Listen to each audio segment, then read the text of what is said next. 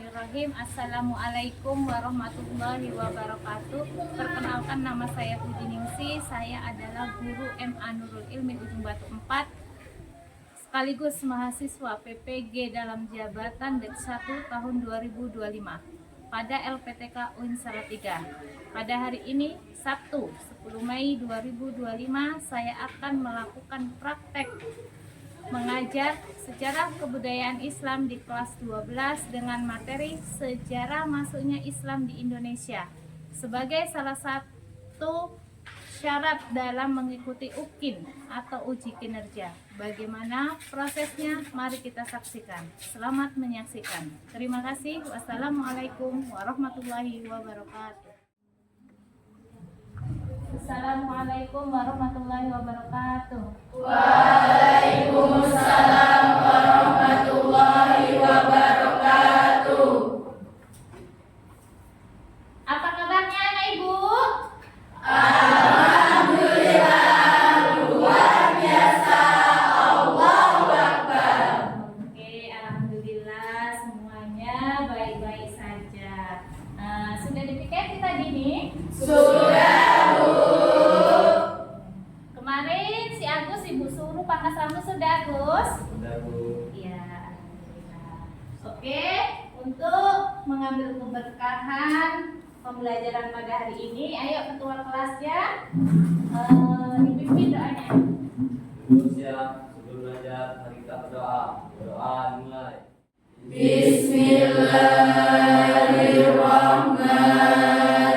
Bismillahirrahmanirrahim. Raditu billahi rabba wa bil islami dina wa bi Muhammadin nabiyya wa rasula. Rabbi zidni ilma warzuqni fahma. Amin ya rabbal alamin. Siapa yang nggak hadir hari ini? Oh, alhamdulillah, berarti semuanya baik-baik saja.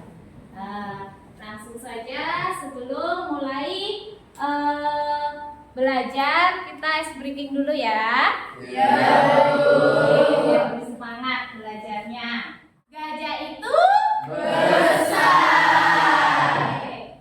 Ular itu panjang, semut itu kecil. fokus ini kayaknya. Oke, tepuk tangan.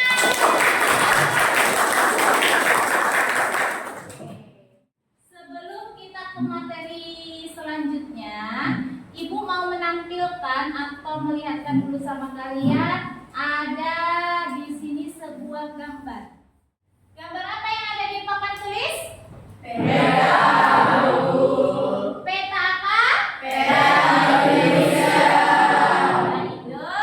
Indonesia.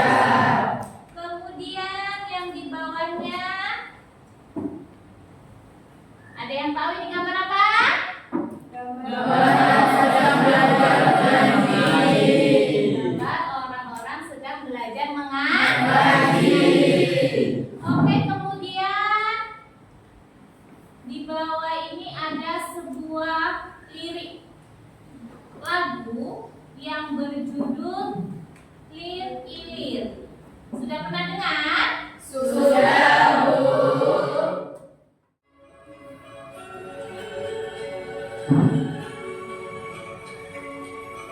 Oke, kita nyanyikan sama-sama ya. Ya, Bu.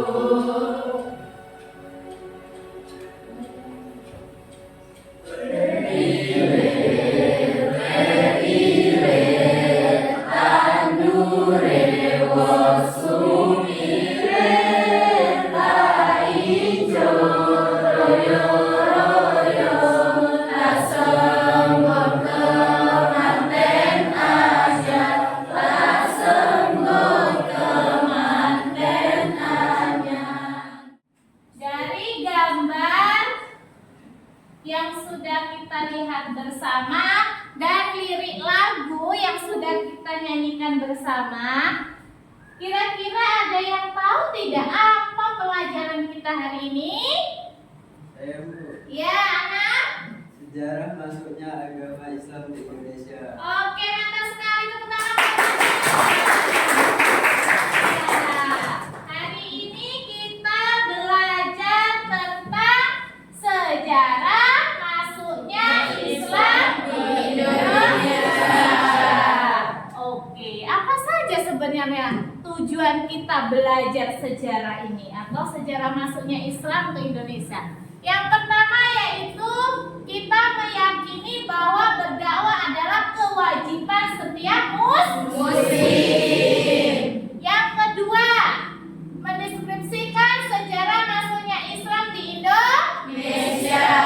Yang ketiga, memahami jalur masuknya Islam ke Indonesia. Yang keempat, menganalisis strategi dakwah dan perkembangan Islam di Indonesia. Yang terakhir atau yang kelima, menceritakan pendekatan dakwah yang dilakukan oleh saudagar-saudagar Arab ketika pertama kali masuk wilayah Islam. Oke, kita langsung masuk ke materi. Sejarah masuknya Islam di Indonesia. Itu adalah temanya. Dan subtemanya ada dua. Yang pertama, teori masuknya Islam ke Indonesia. Nih. Yang kedua, proses masuknya Islam ke Indonesia.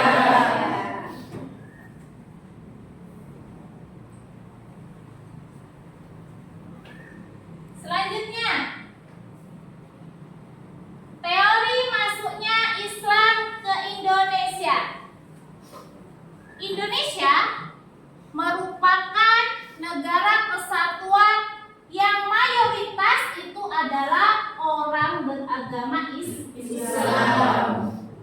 Menurut catatan pada tahun 2010 menunjukkan bahwa 87,18% orang Indonesia itu beragama Islam. Sedangkan sisanya itu beragama non-Muslim. Jadi di situ tertera ada 207 juta jiwa, yang dari total keseluruhannya adalah 238 juta jiwa. Jadi begitu banyaknya atau mayoritas orang Indonesia itu beragama Islam. Nah, para ahli sejarah memberikan ada 4 teori masuknya Islam ke Indonesia. Yang pertama yaitu teori Gujarat. Teori Gujarat ini beranggapan bahwa Islam itu dibawa langsung oleh pedagang dari daerah Gujarat atau India. Mereka mengatakan bahwa masuk Islam ke Indonesia itu abad ke-13. Abad ke-13. Ini diyakini, teori ini diperkuat dengan penemuan makam Sultan Samudra Pasai, yaitu Sultan Malik As-Saleh pada tahun 1297 yang bentuknya itu seperti Gujarat. Itu menurut teori Gujarat. Yang kedua yaitu teori Persia. Teori Persia. Umar Amir Hussein dan Hussein Diadiningrat berpendapat bahwa Islam masuk ke Indonesia itu melalui Persia. Orang-orang Persia, bukan dari Gujarat. Persia adalah kerajaan yang saat ini kemungkinan besar berada di Iran. Tahu kan? Teori ini juga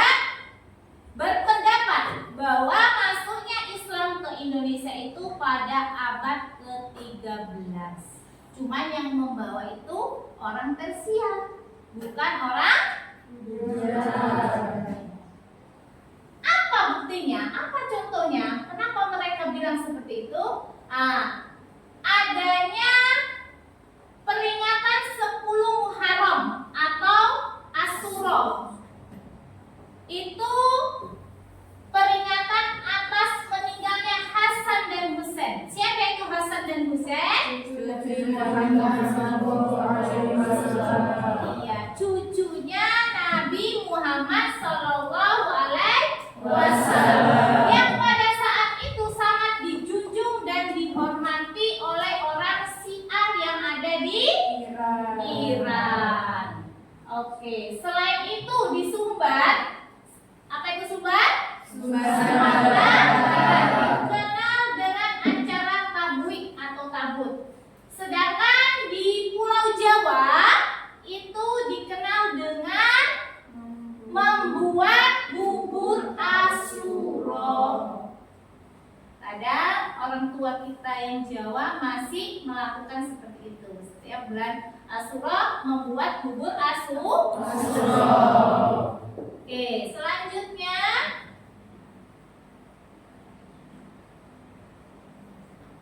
teori Cina. Lain halnya dengan Slamet Mulyana dan Sumanto Al-Qurtubi. Mereka berpendapat bahwa Islam itu masuk ke Indonesia atau ke Nusantara itu melalui orang Muslim Cina. Mereka berpendapat bahwa Islam masuk ke Indonesia itu abad ke-9. Apa buktinya? Buktinya adalah bahwa Raden Patah atau Raja Demak pada waktu itu adalah keturunan Cina. Penulisan gelas raja-raja Demak dengan istilah Cina. Dan catatan yang menyebutkan bahwa pedang Cina lah yang pertama kali menduduki pelabuhan-pelabuhan yang ada di Nusantara. Selanjutnya, teori yang keempat yaitu teori Mekah. Teori apa? Mekah. Dalam teori Mekah ini dijelaskan bahwa Islam masuk ke Indonesia itu langsung dibawa orang-orang Arab yang musafir berjualan atau berdagang ke Indonesia. Dan teori ini menyebutkan bahwa Islam masuk ke Indonesia itu abad ke-7. Abad keberapa? Ke-7. Hal ini diperkuat dengan adanya sebuah perkampungan yang ada di Barus. Ada yang pernah ke Barus? Barus, Sumatera Utara. Nah, di situ ada sebuah perkampungan yang dinamakan Banjar Khalifah. Selain itu juga di Samudra Pasai mazhab yang dikenal adalah mazhab Syafi'i, sama juga dengan mazhab yang dianut di Arab. Nah, itu lebih memperkuatkan lagi ya. Nah, setelah itu di Sumatera Barat juga ada gerak Al-Malik. Gerak Al-Malik ini juga dipakai oleh orang Mesir. Jadi banyak tokoh ulama yang menyatakan di antara keempat teori tadi yang paling benar adalah teori Mekah. Oke, sampai situ ada yang mau ditanyakan? Saya Bu, Ya, Rita. faktor-faktor apa saja sih Bu yang menyebabkan Islam mudah diterima di Indonesia? Oke, terima kasih atas pertanyaannya. Jadi kenapa Bu? Faktor-faktor apa saja yang menyebabkan Islam itu mudah diterima di Indonesia? Yang pertama yaitu yang menyebabkan orang ataupun banyak yang menganut agama Islam. Islam itu damai. Jadi masuk kita ke agama Islam itu tidak perlu dengan paksaan. Kalau mau ya monggo silakan, kalau nggak mau ya tidak apa-apa.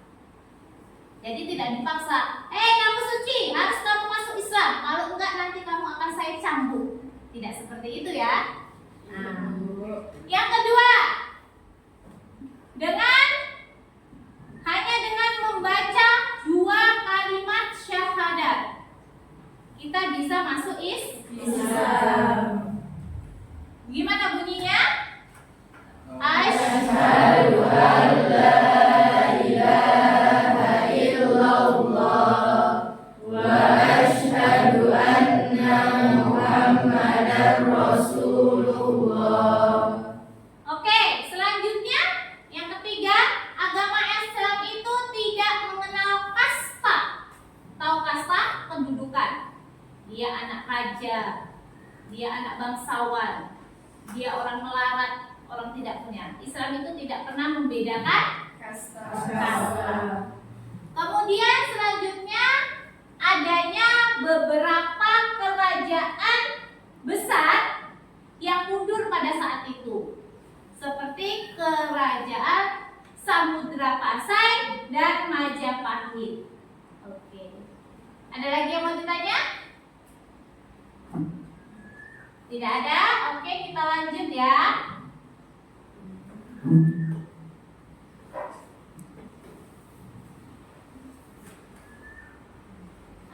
Masuknya Islam ke Indonesia. Jadi sudah ibu katakan tadi, Islam masuk ke Indonesia itu dilakukan dengan cara damai. Tidak mengenal perbedaan atau kasta. Dan Islam bisa masuk dan berkembang di Indonesia itu melalui berbagai cara. Apa saja itu caranya? Yang pertama yaitu melalui perdagangan. Apa? Melalui perdagangan. Oke, melalui perdagangan. Kalau kita berdagang, otomatis kita itu berjumpa dengan banyak orang. Di situ mula-mula saudagar itu berdagang bertempat di Indonesia, ada yang menetap, ada juga yang tinggal di situ. Jadi lambat laun meluaslah agama Islam. Karena kalau berdagang itu kan bukan cuma orang miskin saja, orang-orang kaya juga, ya kan? Banyak kita akan berjumpa dengan berbagai macam kalangan ya. Oke. Selanjutnya melalui perkawinan atau pernikahan. Iya. Bagaimana caranya orang itu? Salah satunya yaitu banyaknya pemuda, saudagar ataupun yang jualan masih lajang, masih muda. Jadi bagaimana supaya bisa berkembang agama Islam itu mudah? Jadi dia menikahi gadis pribumi yang berada di Indonesia. Otomatis kalau sudah menikah dengan orang Indonesia, menepat dia di Indonesia, nanti anak-anaknya ataupun keturunannya pasti beragama Islam. Nanti udah ada beberapa, kan makin banyak lagi, makin banyaklah orang yang masuk agama Islam. Oke, yang ketiga yaitu melalui tasawuf. Ada apa? Satrio? Saya ingin bertanya, Bu. Bertanya tentang apa? Apa yang dimaksud tasawuf? Tasawuf. Oke. Ada yang tahu apa itu tasawuf? Saya, Bu. Oke, Jara, coba dijawab apa itu tasawuf biar tahu kawannya. Tasawuf adalah ajaran Islam yang fokus pada penyajian jiwa atau mengutamakan kehidupan akhirat tanpa mengabaikan dunia, Bu. Oke, yang kedua Jara. Tasawuf itu mementingkan akhirat tanpa mengabaikan dunia. Jadi kehidupan orang bertasawuf itu lebih sederhana. Walaupun dia orang kaya, tapi kelihatan sederhana. Tidak harus nampak orang mewah dalam berpakaian, dalam perbuatan dan lain-lain. Itulah orang tasawuf. Oke, selanjutnya yang keempat, melalui pendidikan. Melalui apa? Pendidikan. Oke, penyebaran agama Islam melalui pendidikan ini yaitu dengan mendirikan sebuah pondok pesantren yang di dalamnya terdapat kiai, ustadz, ulama yang mana di dalamnya menyebarkan agama Islam. Jadi di dalam pesantren itu, di dalam pondok itu kalian akan diajari lebih banyak lagi tentang Islam. Oke, selanjutnya melalui kesenian. Seperti halnya yang sudah awal belajar tadi, kita menyanyikan sebuah tembang lagu yang berjudul yang mana itu dipakai oleh Sunan Kalijaga untuk menyampaikan agama Islam, yaitu pada abad ke-15. Nah, karena gimana? Biasanya dengan melalui kesenian orang itu akan mudah tertarik. Bagaimana kita itu masuk di dalam Islam? Seperti juga yang dilakukan oleh Sunan Kalijaga, beliau menggunakan wayang. Tahu wayang? Tahu. Menggunakan wayang untuk menyebarkan agama Islam. Kalau dulu orang Jawa itu banyak yang suka melihat wayang. Jadi di situ Sunan Kalijaga berinisiatif untuk menyebarkan agama Islam itu melalui wayang.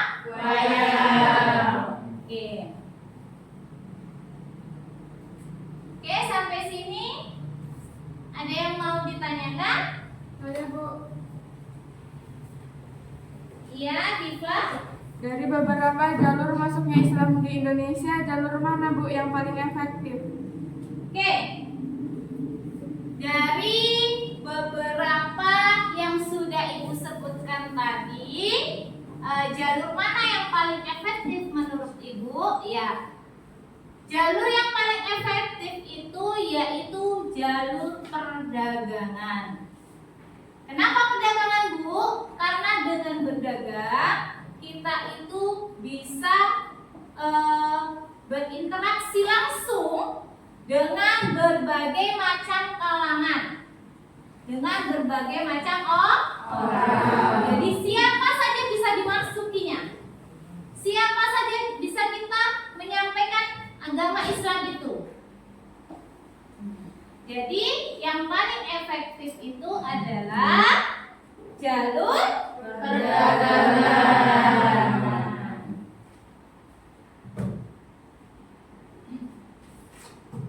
Oke, ada lagi yang mau bertanya?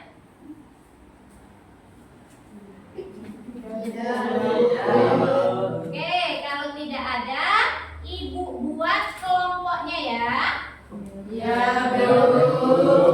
Langsung saja nanti kelompok 1 tempatnya di sini, kelompok 2, kelompok 3, dan kelompok 4. Kelompok 1 Suci, Rita, Ika, Laura, Tirta. Ayo langsung.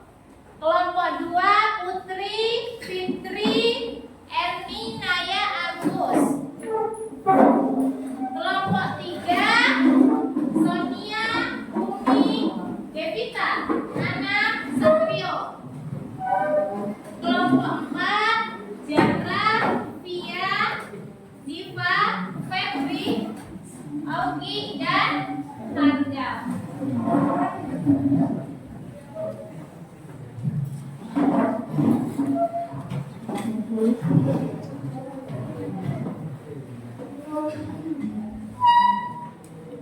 Oke, di sini Ibu akan membagikan LKPD.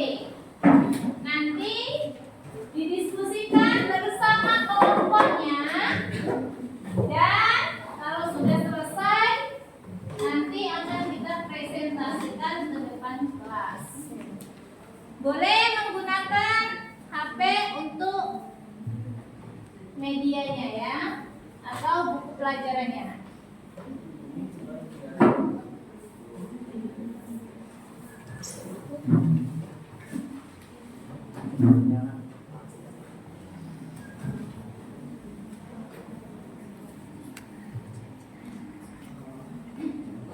Oke, sudah selesai semua apa belum? Sudah, Bu. Oke. Ayo untuk kelompok 1, silakan maju ke depan untuk mempresentasikan apa yang sudah didiskusikannya ya.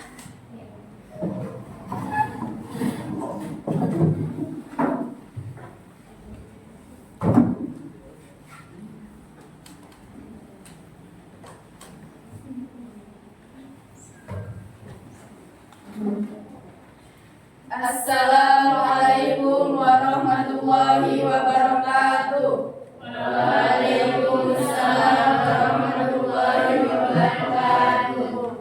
Kami dari kelompok 1 ingin mempresentasikan hasil diskusi kami dengan pertanyaan bagaimana proses masuknya Islam di Indonesia yang akan dibacakan oleh kita Al-Mufirah.